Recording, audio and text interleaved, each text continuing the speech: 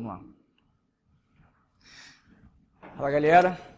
Tudo bem? Bem, é isso aí. Um nome muito grande. Construir uma visualização de sentimentos real-time no Twitter usando emojis. O intuito dessa palestra é mostrar o processo que a gente usou, as coisas que a gente passou para construir essa ferramenta, que ela teve que ser construída muito rápido. E, bem, essa palestra, na verdade, não é só minha, é minha e do Israel, só que o Israel não pôde estar aqui.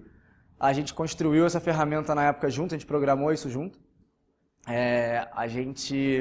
Bem, nossos sites estão aí, quem quiser depois entrar e olhar alguma coisa, tem as paradas lá.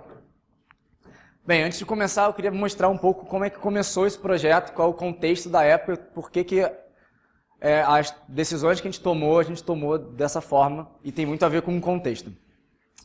E o lance era, quinta-feira, estava de boa, cheguei lá no escritório do cliente que a gente trabalhava, para fazer as coisas que a gente fazia normal, e aí o nosso chefe chegou e falou assim, então, o meu chefe, ou seja, o chefe do meu chefe, falou, tive uma ideia muito legal. Aí eu falei, maluco, lá vem. Beleza, vamos lá. Aí levantamos, vamos lá. Então, o Oscar é no domingo e tal, e o Facebook tinha acabado de lançar Reactions, né? Não tinha ele. Cara, você já imaginou que irado que ia ser se a gente pegasse os emojis, transformasse em reações de todos os tweets real-time para a gente passar esses dados para o grupo de conteúdo que vai fazer todos os posts do Twitter da Coca? Falei, irado, maneiro. Achei maneiro, achei legal. E aí, porra, beleza, vamos lá, dá pra fazer? Assim, cara, tem que dar, né? Assim, beleza. E aí foi isso, né? Que era quinta-feira, a gente tinha que fazer a parada, o Oscar ia rolar no domingo, e a gente tinha que começar a fazer isso de alguma forma. E a primeira coisa que a gente fez foi, cara, vamos lá, mais informações. O que vocês estão pensando? Como é que a gente vai fazer? O que vocês vão usar? E aí começou toda uma história para a gente começar a entender cada vez mais o que a gente precisava fazer. E aí isso vem, essa primeira parte, que foi muito importante para a gente, que é o medo tem que ser a primeira coisa que você encara nesse tipo de projeto, acho que em quase qualquer projeto. Assim que a gente conversar com a galera, a gente começou a ter várias ideias, pensar em várias coisas, e tinha coisas que a gente sabia que iam funcionar, tipo Django, não vai dar merda. E tinha coisas que não, sabe? Como é que eu vou fazer para classificar os emojis? Como é que eu vou fazer para pegar o feed real-time do Twitter? Vai fazer deploy aonde? Vai dar conta? Não vai dar conta? Qual é a visualização que a gente vai usar? Tem library para fazer tudo isso? O que a gente vai fazer? E o que a gente fez foi, beleza, vamos sentar, vamos ver tudo que a gente não sabe, a parada mais bizarra que a gente não gostaria de ver agora, e vamos começar a ver. E eu acho que isso diminui muito os pontos de incerteza durante o projeto. Eu acho que quando você tem um projeto e você vai direto onde você não sabe, você ganha muito mais confiança. E você, eu acho que consegue, no nosso caso, falar para a galera que estava meio que pedindo as coisas, tipo, ó, isso aqui eu não sei, isso aqui eu sei, isso aqui pode dar merda, já começar a ver algumas coisas e já falar, ó, isso aqui, cara, tá dando problema, e tentar trazer o mais próximo do início do projeto os problemas que você vai encontrar e você tem medo normalmente de fazer, que você vai deixar para o final, e tentar trazer isso logo para o início. E é isso. Vamos lá. Legal. Uma parte que foi muito importante, né? Como que a gente divide o trabalho? E isso acho que hoje em dia é uma parada que acho que é um tema meio complicado, porque lá eu sou mais back-end e o Israel é um pouco mais front-end.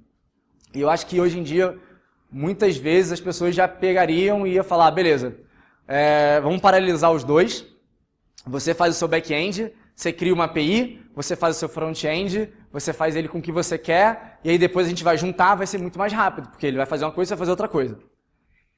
Cara, só que aí o Israel tem uma frase do Conway, que pouca gente talvez conheça, que a gente leva muito, ele gosta muito, que diz que organizações que projetam sistemas são limitadas a produzir projetos que são cópias das estruturas de comunicação.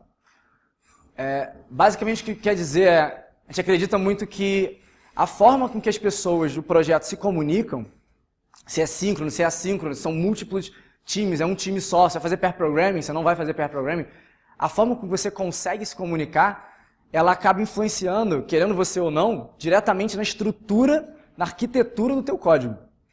E quando a gente começa a levar isso em consideração, a gente começa a definir coisas. E o que acontece? Se a gente tivesse separado, a gente teria que ter criado várias interfaces de comunicação. Então, se eu tenho uma API, eu tenho um front-end, eu tenho que montar uma interface maneira ali. Como é que eu vou consumir? Que tipo de dado eu vou trafegar? Como é que vai funcionar? E aí, como é que ia ser? O Israel ia levantar para mim uma parada, perguntar, ia fazer um modelo, ia ter que fazer um negócio para minha API. Como é que ele vai fazer? Vai ter autenticação, não vai ter? Cara, era eu e Israel, sabe? No início tinha gente ali, 2 emojizinhos do lado do outro, porque a gente trabalha um do lado do outro, sabe? E muito provavelmente o que ia acontecer é que a gente ia começar a fazer gambiarra, porque não fazia o menor sentido separar isso. O Israel estava do meu lado, era só falar, Thiago, pô, me passa a parada aqui num contexto que eu vou colocar no template, sabe? E isso é caro, e eu acho que isso é uma coisa que a gente levou muito pro projeto, assim, em vários projetos que a gente fazia juntos na época, que é como é que está organizado o time, sabe? A gente está trabalhando junto, é remoto, é assíncrono. No nosso caso era síncrono, era presencial, era pair programming grande parte do tempo, e para a gente não fazia sentido dividir as coisas, sabe? Microservices e front-end, back-end, e levantar várias máquinas. Porque tudo que a gente fizesse nesse sentido, a gente ia precisar criar interfaces. Toda vez que você cria uma interface tem um custo, que é um custo que muita gente não leva em consideração. Então, acho que é legal, assim, isso foi muito importante na época, porque era um projeto que tinha que ser muito rápido. Então, a gente teve que fazer isso, sabe? Tinha que estar com isso bem alinhado. E é uma coisa que é legal falar também, que é tipo, não tem a ver só com, tem um pouco sobre como se divide o trabalho, né? Nesse projeto, não era só eu e o Israel trabalhando e fazendo um código. Era eu e o Israel, todo o time de conteúdo da Coca-Cola, da agência, mais os gerentes, mais não sei quem. E, na verdade, não era só uma análise de sentimento real-time que eu vou colocar e valeu. O projeto mesmo era o cara que está lá tentando entregar, tentando fazer um post e consiga saber qual é o sentimento do Twitter naquele instante do Oscar para fazer o melhor post e mostrar. Então, essa parte de divisão do trabalho é muito interessante também. Você vê como é que você consegue fazer coisas e mostrar para as outras pessoas e, no final, o que vale é o projeto como um todo, né? Não necessariamente só o código ali. E aí o que acontece? Como tem tudo isso, a comunicação foi essencial. E assim, muita comunicação. E na época a gente criou um grupo do WhatsApp, um famigerado grupo do WhatsApp. E foi meio que uma cagada na época, a gente não era uma coisa que a gente costumava fazer, né? E a gente fez, e foi tipo essencial. Todo momento, todo mundo podia falar nesse grupo qualquer coisa do projeto.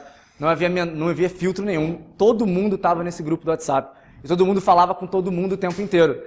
Então, várias vezes que a gente teve problema, foi só mandar uma mensagem e avisar para a galera. Galera, olha só, mudou isso aqui. E se eles mudassem alguma coisa lá, eles falavam com a gente instantaneamente. Mudou isso aqui. Era um projeto que era muito curto. A gente precisava colocar no ar um negócio para o pessoal usar. E se não tivesse no ar, o pessoal não estivesse usando, quebrava toda uma cadeia que contava com a gente, sabe? Tipo, os caras foram na Coca-Cola e venderam assim. Tipo, a Coca-Cola tinha pago o projeto. Os caras falaram, então, eu vou fazer uma análise real-time aqui de sentimento e os caras estão construindo, vai estar pronto no domingo. E se não tivesse pronto no domingo, todas as outras decisões que eles foram tomando, que não eram necessariamente de código, iam quebrar, sabe? Os caras estavam contratando, nego para fazer design 3D do não sei o que, da latinha que ia ficar triste. Sabe? Se não tivesse uma análise real-time, ia dar problema. Então, essa supercomunicação foi essencial, assim. Sem isso, a gente não teria conseguido andar nada, assim. E bem, se prepare para não estar preparado. Acontece que, bem, aí eu falei, a gente foi atrás dos nossos medos logo de cara, a gente se planejou, a gente fez um monte de coisa, e no final a gente descobriu que, bem, a função de planejar é só ter um plano.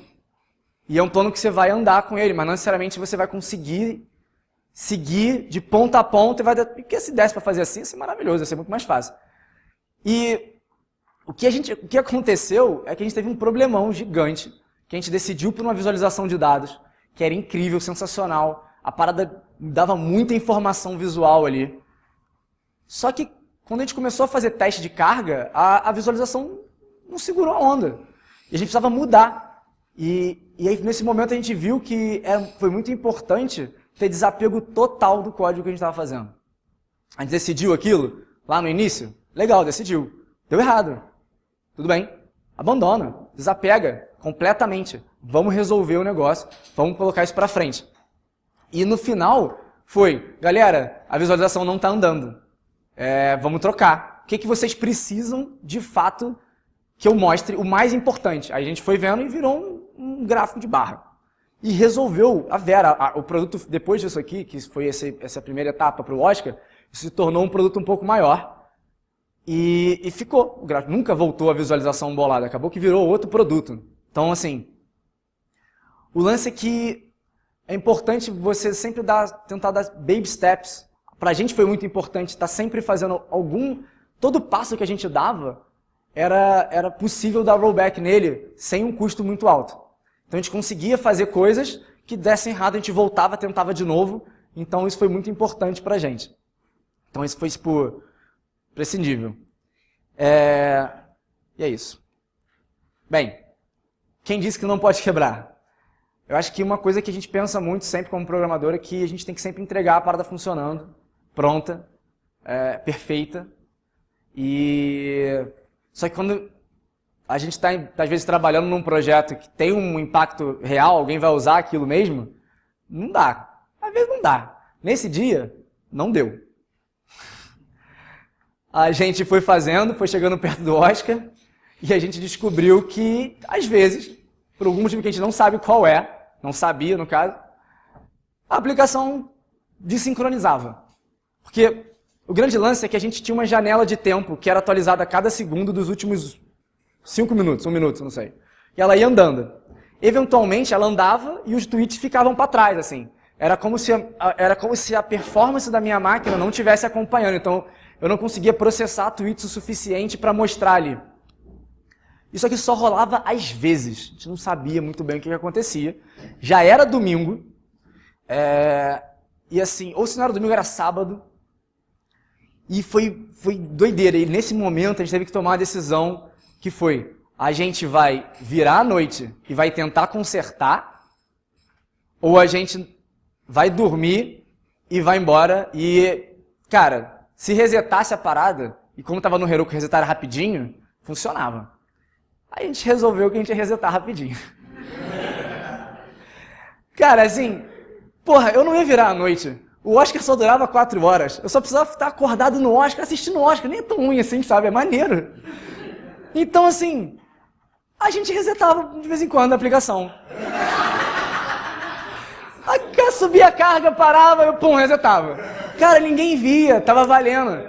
E assim, sabe, assim, eu aprendi isso no dojo, sabe?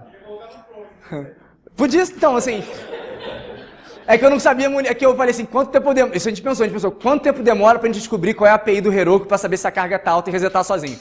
Aí a gente falou, não fazer isso também não, foda-se. Vamos lá. E assim, eu pelo menos aprendi isso no dojo. Cara, existia uma parada no dojo, que a galera que ia no dojo mais, tinha um hacking sempre, assim, você tá fazendo, você não tá conseguindo resolver, e aí o que você faz? Você retorna o que precisa. Aí seu teste passa, aí fica verde, a plateia toda pode falar comigo. E antes não podia. Cara, é um hack que eu uso direto, assim. Às vezes, é melhor isso, às vezes é melhor só andar com um troço e você ter mais gente para poder te ajudar do que você ficar ali sozinho, sabe? Tomando porrada, sabe? E foi tipo isso, assim, eu avisei a todo mundo, óbvio. Avisei, estava tendo problema, a gente testou. E resolvemos continuar assim mesmo. E foi tudo bem. E ainda bem que a gente não virou à noite, porque a gente achou que o problema estava no banco, a gente achou várias coisas erradas, a gente demorou meio quase uma semana para resolver aquele problema, sabe? Então, porra, quando é que eu ia resolver a parada cansado virando à noite, sabe? Eu não ia resolver, eu só ia estar puto. E aí no Oscar, que era para eu só ter resetado, eu ia estar mais puto. Então, porra, não valia a pena. E bem, vamos lá. Outra coisa que acho que achei maneiro colocar, não queria falar também só de processo e tudo mais, até porque é o evento de Python, né? E uma coisa que também foi muito importante é a gente ter construído em cima de uma stack resiliente. E o que eu quero dizer com uma stack resiliente, sabe? É uma stack que não te dá problema onde você não precisa ter, e ela é facilmente extensível, modificável e coisa e tal. Então, beleza. Além disso, né, para mostrar, acho que exemplificando isso, teve alguns pontos ali que foram essenciais no processo. Bem, igual eu falei no início, a gente usou template Django, a gente não usou nenhum framework JavaScript. Porque era muito mais fácil eu só usar o template Django, renderizar as coisas e depois eu modificava com JavaScript. A gente escolheu usar D3JS, a gente não escolheu usar alguma coisa de gráfico pronta. Bem, o Israel ele é muito bom em D3JS. E o D3JS também tem muito exemplo pronto. E você consegue estender e modificar várias coisas. Uma das coisas chatas do D3JS é você construir elemento no DOM. A gente usou o template Django.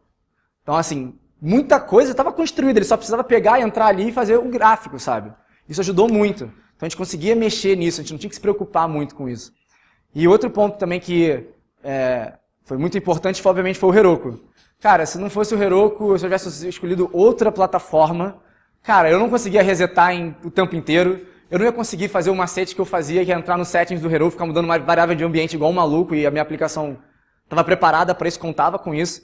Cara, em algum momento, a gente achando que o problema era de processamento, eu meti um worker do Heroku de $500 por mês. Só que eu coloquei só, sei lá, 2 minutos. Aí deu merda, não funcionou. Eu baixei de novo, sabe? Não teve um custo muito grande, eu conseguia testar muita coisa. Mas bem, vamos lá. Python. Por que Python? Bem, primeiro porque, né, trabalho com Python. Mas eu acho que foi muito importante nesse projeto escolher Python, porque tem muita coisa pronta em Python para trabalhar com dados. Tem muita lib, a gente já conhece, é uma linguagem fácil. Inclusive, na época a gente estava vendo as coisas mais difíceis que a gente tinha que resolver, que era como é que você identifica um emoji num texto, tinha uma lib que fazia isso. Tinha um cara, em algum momento, precisava fazer isso. Ele fez, ele colocou no GitHub dele, sabe? E eu consegui usar. Se eu tivesse que fazer, sabe? Sei lá, que eu ia ter tempo que eu ia ter demorado para fazer, sabe? E até porque é legal, porque eu não falei sobre a parte de como é que a gente identificava as emoções, até porque era bem simples, na verdade. Não tinha machine learning, não tinha nada. Tinha um dicionário Python grandão, e aí tinha o emoji, e aí tinha qual é o sentimento daquele emoji. E a gente contava isso. Então o difícil mesmo era só achar o emoji, sabe? Era um projeto que tinha que entregar, e funcionou, assim. Deu problema depois, mas funcionou bem. A gente escolheu o Django, e o Django tem várias coisas que eu gosto muito, e até eu estava conversando com o pessoal, que eu tenho feito uns projetos em Flask, e eu tenho sentido uma coisa que, porque tenho trabalhado tanto tempo com o Django, e o Django me dá umas liberdades, me dá umas facilidades que eu não preciso escolher coisas, tomar decisões complexas. Eu vou levantar uma aplicação Django, eu vou ter que usar o ORM do Django. Mas aí como é que você vai fazer? Você é obrigado a usar o ORM do Django? Sou obrigado a usar o ORM do Django, o que significa que eu não preciso pensar qual é o ORM que eu vou usar. Então, assim, o Django tem muita coisa que ele já tem o jeito dele de fazer. E funciona para a maioria dos casos. E significou que eu não precisei tomar decisões durante o processo, sabe? Então, escolher ferramentas que tiram a sua necessidade de tomada de decisão, quando o design é pensado nisso, onde você só precisa se preocupar em fazer, não precisa se preocupar em como você vai fazer, seu desenvolvimento fica muito mais rápido. Bem, fácil de integrar com as coisas, eu adoro Django. A gente usou template Django, já falei, e muito por causa disso a gente não tinha que fazer muito data bind, a gente não tinha muita coisa, o D3 resolvia, a gente só colocava ele lá e ia. Então era bem legal, era bem fácil fazer. O D3JS também é uma lib muito maneira, para quem gosta de trabalhar com gráfico, para quem precisa, você consegue fazer coisas incríveis, assim como você consegue fazer coisas muito fáceis, tem muito exemplo na internet, e se você tomar algumas decisões estratégicas, você consegue fazer um negócio pequenininho e mais tranquilo. Bem, a gente usou Postgres.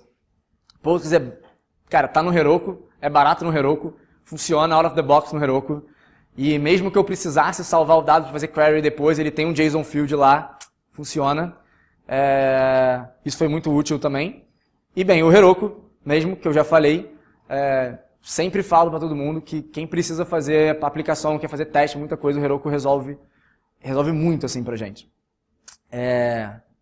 E bem, no fim do projeto todo, terminou o projeto, a gente parou, a gente foi ver, a gente foi anotar, a gente foi pensar e refletir sobre os pontos que realmente, né, valeram a pena naquele processo, que a gente queria repetir em mais outros projetos, que ia ajudar muito a gente.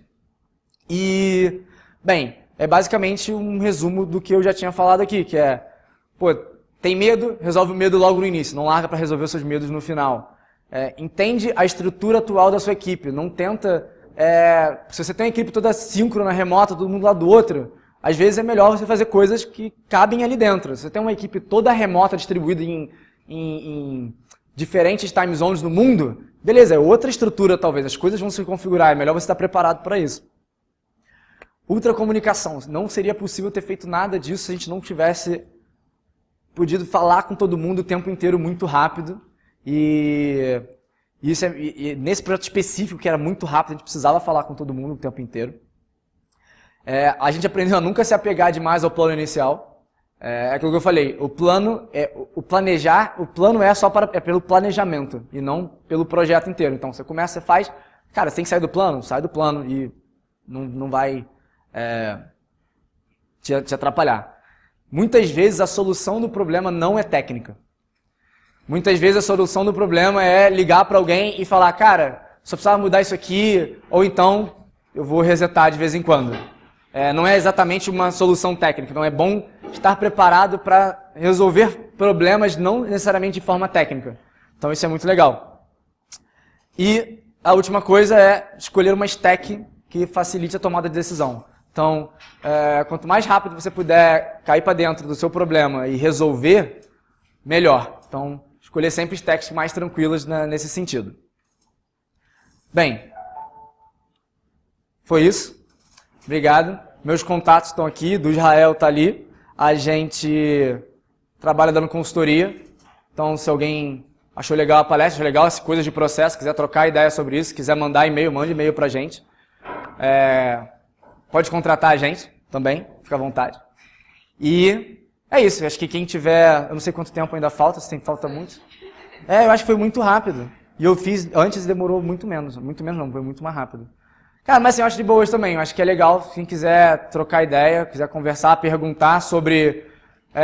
quiser entender mais sobre como funcionou mesmo essa parte de coletar dados, ou como é que a gente fez o processamento, coisas mais técnicas, assim, a gente tem tempo para isso. Se quiser perguntar alguma coisa sobre, sei lá, como é que a gente conseguiu fazer determinada parte do processo que de repente não fez sentido na vida de alguém e como é que a gente conseguiu fazer. E é isso, só perguntas aí, se alguém tiver, fiquem à vontade. Eu fiquei curioso em dois pontos. Primeiro, como que vocês integraram, você falou em real-time, né? A parte do real-time era somente do lado da captura de dados e análise de dados, ou era também na parte de front-end e execução de dados? Né? E também o que exatamente vocês usaram para capturar os dados e classificar os dados? Tá, show.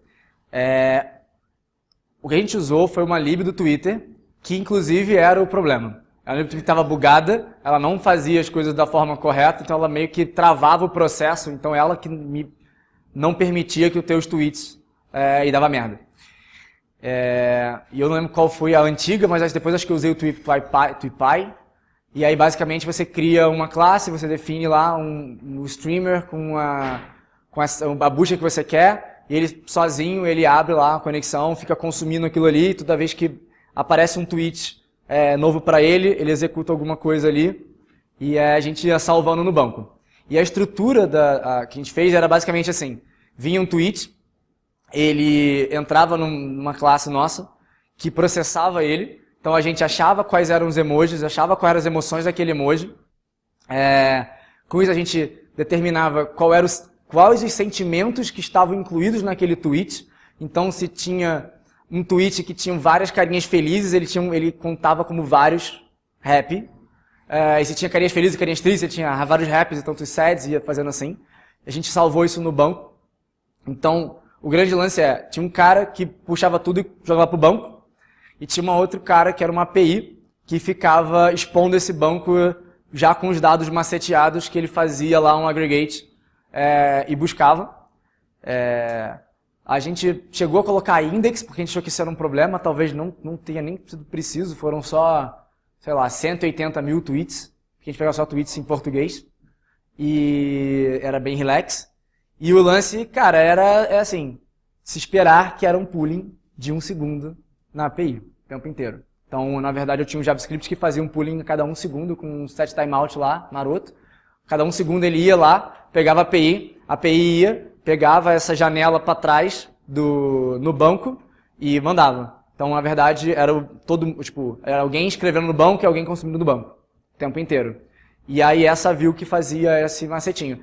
A gente chegou a fazer alguma estratégia de salvar o dado no banco de uma forma um pouco mais fácil para poder consumir e fazer essa conta depois, porque no final a gente precisava fazer um aggregate para você contar como é que funcionava as coisas, porque na verdade imagina o seguinte, né? Eram vários gráficos de barra, várias barras, uma barra para cada emoção.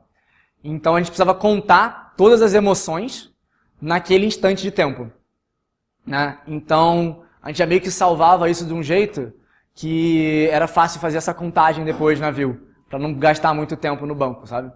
E aí foi isso. Era basicamente isso. Mais alguma coisa? De arquitetura ou de processo que não fez sentido?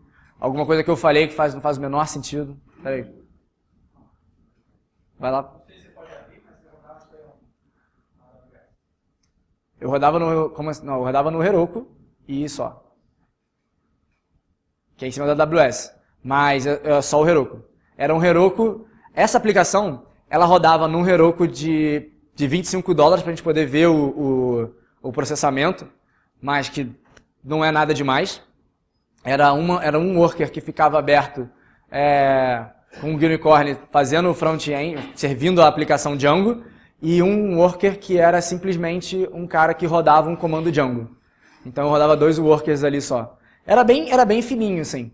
Era tudo junto. Essa aplicação cresceu e a gente precisava vender ela. E para a gente vender, a gente primeiro fez ela em vários branches diferentes e só trocava as imagens, basicamente trocando variável de ambiente no Heroku, que era links para o Google Drive para pegar os logos. E a gente fez isso para fazer a apresentação para cliente. E depois a gente separou. E aí, toda vez que alguém queria comprar essa aplicação, a gente levantava uma máquina nova que tinha esse worker rodando, essa aplicação front-end, consumindo um outro cara que era o admin, que você podia buscar. Porque o lance é que a gente fez para o Oscar, ele funcionava só para o Oscar, hard-coded, #Oscar, papapá. Quando isso virou um produtinho, você tinha um adminzinho que você colocava lá e tudo mais. E era tudo rodando do Heroku, assim, era bem filé. Porque no final, não é tanto processamento assim. Ainda mais que essas coisas são pequenas, ainda mais que você está na API aberta do Twitter. E você tem isso, e, por exemplo, os 180 mil tweets foram durante todo o Oscar. E não é tanto assim. É bem relax. Bem relax. Depois a gente fez algumas paradas para pegar esse dado e processar e fazer um histórico, assim. Mas fala aí. A minha curiosidade era exatamente por que saiu daí, sabe? Depois vocês fizeram a Oscar, depois deu certo aqui. Como que é base foi isso, assim. Depois que a gente fez pro Oscar, a gente começou a tentar fazer para outras paradas. Então o nego foi lá na Band vender pro Masterchef, sabe? Pô, vamos fazer Masterchef. E aí era basicamente isso. Aí que é outra parada, assim, que a gente pensou até em colocar nos slides e não colocou, que era esse outro processo, que foi como é que a gente foi melhorando a aplicação, fazendo uns baby steps muito loucos, para poder testar um monte de coisa o tempo inteiro. E aí, basicamente foi isso. A gente tinha vários branches que mudavam o logo, até um dia que a gente transformou, colocou dentro do nosso SSO e tudo mais, e a gente tinha um cara que era só o admin, onde você entrava lá com a sua conta, criava uma nova busca, e aí o que a gente fazia era, você criava uma nova busca lá, sei lá, Masterchef, colocava todas as tags que você queria buscar no Twitter. Nesse momento eu recebi um e-mail, aí eu ia lá, levantava a máquina do Heroku, na verdade eu forcava lá, clonava a máquina do Heroku, trocava alguma variável de ambiente que precisava, que era quase nada, e mandava e-mail de volta, e mudava uma parada lá, que aí pro cara aparecia o link já pra ele estar funcionando, sabe? E aí depois a gente chegou e a gente tomou várias... Isso é uma parada que foi maneira, porque a parte que eu falei, muita decisão de resolver problema é não técnica. O que a gente chegou pro cara e falou assim, então, eu não quero levantar a máquina automaticamente. E se você mudar a tua query, eu vou precisar dar reload na minha máquina. E eu não queria fazer isso também. E aí, basicamente, o que a gente combinou era, então, você vende a parada como um projeto fechado, assim. Você chega, você quer comprar MasterChef, então a gente vendia, tipo, aquela query. E aí, se o cara quisesse outra parada, ele comprava outra parada. Aí, quer dizer, a gente conversou com a galera de vendas para tentar alinhar um produto que a gente conseguia vender sem precisar fazer um monte de coisa. Aí depois a gente chegou a automatizar, o cara poder mudar de um lado, e aí a gente usava a API do Heroku, que inclusive, quem nunca usou, é uma API muito fácil de usar, e mole, assim, tipo, o cara alterava ali, eu tinha um post save no Django, e aí já dava reload na minha máquina, lá do Heroku, e atualizava as coisas. Isso foi maneiro de fazer também. Aí teve várias outras coisas legais, assim, que eu posso falar do negócio. Se alguém tem mais alguma dúvida, eu posso falar. Eu estava querendo que você falasse um pouquinho mais da análise de sentimento, propriamente dito. Você chegou a falar que vocês usavam uma biblioteca que já existia, e aí o que eu queria saber é se essa biblioteca, por trás da metodologia dela, se ela transforma a análise de sentimentos em um programa matemático, assim, de contagem, média, e se vocês chegaram a pesquisar outras abordagens e comparar esses resultados dava diferença ou não. Parece que a análise de sentimento nesse caso é muito importante, né? E aí, como é que foram esses resultados? Então, na primeira versão, completamente empírico. A gente colocou no ar, a gente viu, parecia que fazia sentido e estava funcionando. Aí a gente lançou assim. E funcionou. Funcionou e foi uma cagada. Uma cagada, talvez. Mas funcionou, assim. A gente conseguia ver mesmo a reação da galera mudando, era bem maneiro. Mas não tinha nenhum embasamento científico boladão atrás. A biblioteca que eu falei, ela não fazia análise do sentimento. O que ela fazia, ela dado uma string, ela me retornava quais tweets, quais emojis tinham ali e quantos deram de cada um. Então, no dicionário com os tweets e a contagenzinha. E aí o que a gente fazia era simplesmente contar, juntar tudo e mostrar no gráfico. Tanto que a visualização que eu falei que não deu certo, ela meio que tentava resolver alguns problemas para você conseguir ver chegando novos tweets e tudo mais. Acabou que a visualização ficou meio que resolvendo essa parte. Logo depois que a gente terminou isso, não tem tanta gente que twitta com emoji assim. Tem muita gente? Tem. Tipo, acho que parece que o Facebook fez algum estudo que os emojis usados em mensagens no Messenger são um valor absurdo. Mas no Twitter não era. Tanto que a galera da Coca ficava, galera, vamos twittar com emoji. Qual é a sua emoção com emoji? Fala com emoji. Os emoji. O tempo inteiro. E não era. E depois o que a gente fez, o Israel achou um paper de um cara. E o paper dele era basicamente provando que se você traduzisse uma palavra de inglês para não sei quantas outras línguas, o sentimento inerente àquela palavra era o mesmo. A próxima versão a gente usou NLTK para poder tokenizar as coisas, pegar essas palavras, comparar com esse banco de palavras que já estavam classificadas com sentimento e usar. Aí já ficou bem maneiro. Não, então aí depois saiu com palavra, assim. E aí, tanto que depois você podia escolher, você quer só emoji, quer só palavra, quer os dois, quer fazer mais não sei o quê. Porque daí quando você lança, começa a entregar para os outros, começa a pedir feature, né? Aí, porra, queria só receber dinheiro sem trabalhar, mano, eu não tô entendendo. Mas aí rolou essa parada, a gente fez a análise usando palavras, depois... Então, a gente chegou a cogitar coisas desse tipo. Por exemplo... por exemplo, eu falei, a parada era completamente empírica, sabe? Não tinha. Tanto que esse projeto, então, eu fiz um post sobre esse projeto, que ele vai do início ao fim. E esse projeto morreu depois. A gente vendeu umas 3 vezes, melhorou até um ponto e depois morreu. Nunca mais a gente conseguiu vender. Porque justamente a gente não tinha embasamento científico para fazer aquilo ali. A gente chegou a começar a fazer... um dos caras da empresa estava fazendo um mestrado em... análise de... esqueci qual era o mestrado do cara, mas ele queria fazer um paper que comprovasse a análise usando emoji, usando aquilo tudo ali.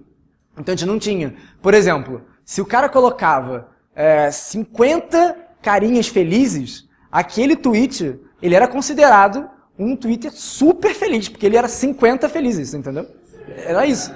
Era a coisa. E assim, mas meio que funcionou. Cara, várias coisas eu acho que, tipo assim, foram funcionando e foram funcionando e foram funcionando e funcionou, mas, por exemplo, a gente ficou com muito medo. Existem muito mais emojis que representam felicidade do que representam tristeza ou raiva. E a gente falou, cara, tem muito mais emoji aqui, sabe? A probabilidade de alguém tweetar usando esse emoji vai ser muito maior. Então, obviamente, vai dar errado, vai ficar só no rap o tempo inteiro. Nada a ver. Cara, você pode ter um de tristeza, o nego vai usar aquilo ali e vai funcionar. Então, né? E era muito mais, funcionava assim, e no Oscar rolou muito, e a galera se amarrava, porque ficava num dashboard, e eu lembro que era muito, muito louco, porque teve uma música da Lady Gaga, e a música começa mega bad, assim, e aí a parada, tipo, brum, subiu, assim, um sad na hora, assim, pá, direto, assim, muito. Aí a música vai virando. Não, na hora que a música vira, não, abaixa na hora e sobe um rap, assim, tipo, instantâneo, muito louco, sabe?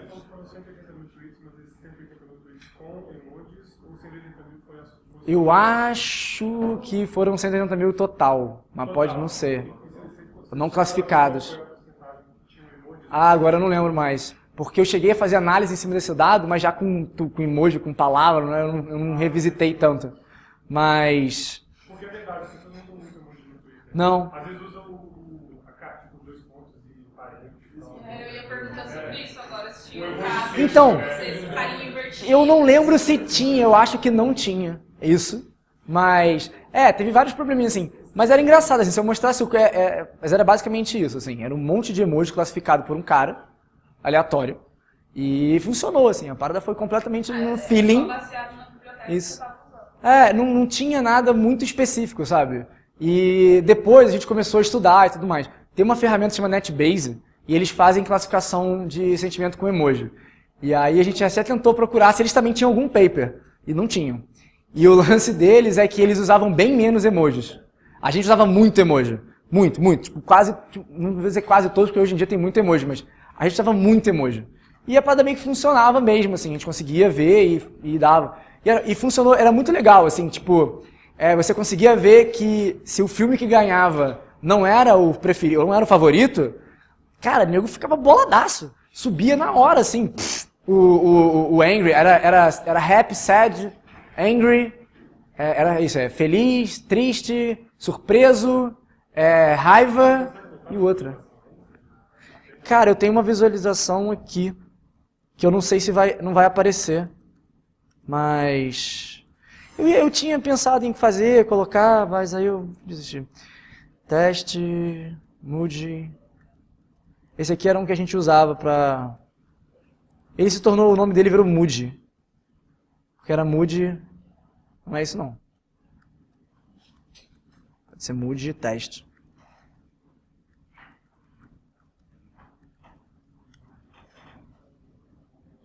Também não é. Cara... eram vários emojizinhos, cada emoji de uma paradinha dessa, com uma barra em cima, que aumentava ou diminuía. E aí você conseguia ver, e tinha os tweets de cada um embaixo. Isso. E aí outra coisa que a gente fazia, por exemplo, era, se o tweet tinha feliz e triste ou qualquer coisa, a gente ele aparecia em todos os lugares. Então se alguém tweetasse com emoji, todos os emojis, ia aparecer em todas as paradas.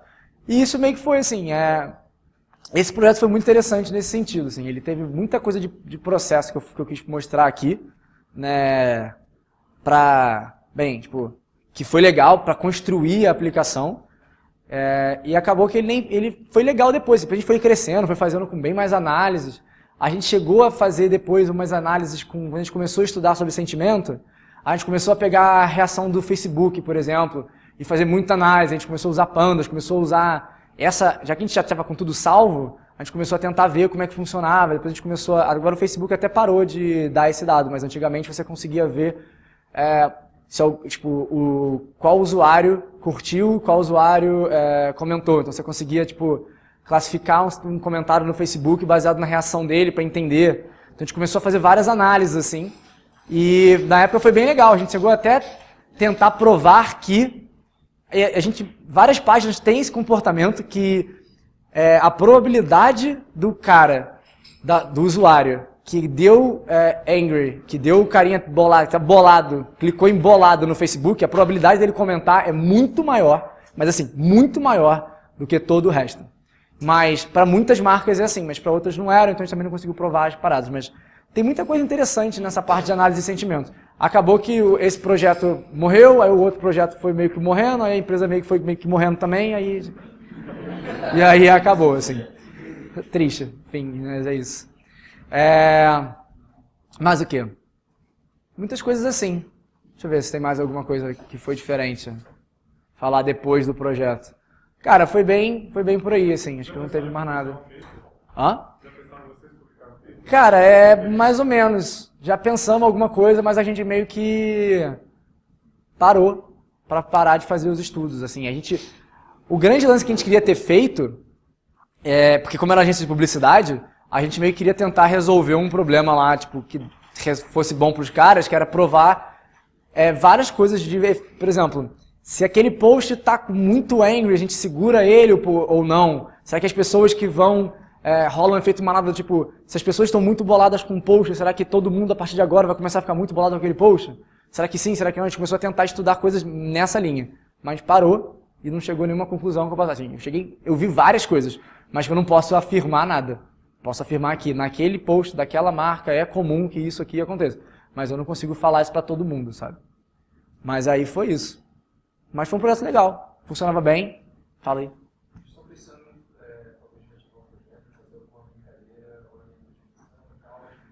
Então, na época que a gente fez o projeto, a gente até usava bastante para esse tipo de coisa, mas ele é um projeto que ele é ele é real time, ele não pode não ser real time, ele não pode ser para coisas que rodam durante muito tempo.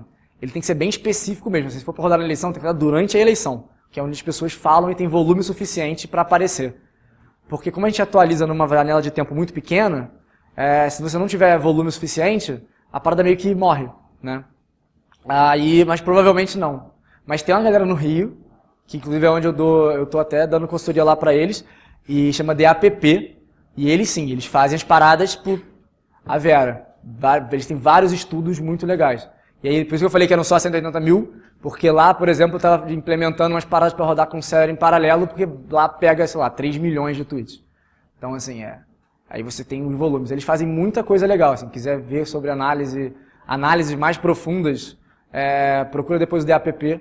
Eles fazem blog post. Quando teve, por exemplo, o caso da Marielle, no dia seguinte, assim, foi foda até porque eu tinha acabado de refatorar a parada, rolou o negócio, eu falei, pronto, o nego vai usar, vai baixar 1 bilhão de tweets, vai quebrar, eu vou ficar muito puto, mas deu tudo certo. E aí eles fizeram um post irado, mostrando dados pra caramba, é bem maneiro, assim. Mas a gente provavelmente não vai voltar com o projeto, até porque o projeto não é meu mais, né, assim, eu trabalhava num canto, e aí é deles, assim, eu não posso nem se eu quisesse, eu poderia reativar, e eu acho que não vale a pena eu comprar dos caras também, pra essa parada, entendeu? Mas é isso. Tem mais alguma coisa, alguém quer falar alguma coisa de qualquer coisa? Que faz alguma coisa que não fez sentido, talvez, que eu tenha falado, você achou, bullshit, e quer falar, não tem nada a ver, a gente pode criar uma discussão acalorada. Não? Tá bem. Valeu, galera.